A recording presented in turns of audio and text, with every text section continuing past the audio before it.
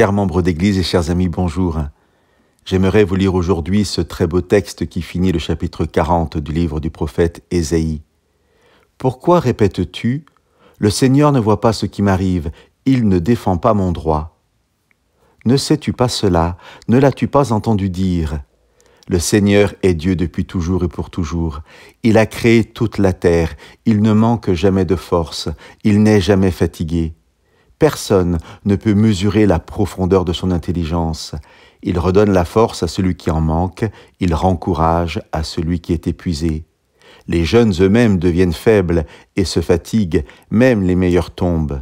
Mais ceux qui mettent leur espoir dans le Seigneur retrouvent des forces nouvelles.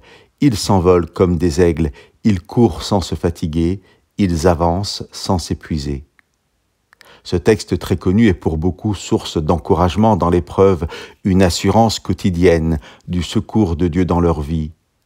Pourtant, comment comprendre que Dieu redonne la force à celui qui en manque ou qu'il me rende courage si je suis épuisé ? Certains diront, si Dieu existe et qu'il prend soin de moi comme le texte le suppose, pourquoi donc permet-il que je sois sans force ou sans courage ? S'il peut tout, n'est-ce pas trop facile qu'il me laisse dans une épreuve qu'il aurait pu empêcher pour après se présenter comme mon secours ? Pour certains, ces questions sont plus que légitimes et pour beaucoup d'entre nous, elles se sont posées un jour ou l'autre. Si Dieu peut tout, pourquoi je vis dans l'épreuve ? Je n'apporterai pas de réponse à ces questions. J'aimerais juste souligner et nous interpeller par une phrase du texte d'aujourd'hui.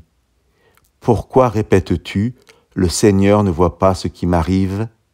As-tu entendu Dieu ?» Il y a un proverbe populaire qui dit « Il n'y a pas plus sourd que celui qui ne veut pas entendre ». Et il est vrai que parmi ceux qui rejettent Dieu parce qu'ils n'ont pas de réponse satisfaisante à leurs questions, un certain nombre n'a pas pris le temps d'écouter ce que Dieu voulait leur dire.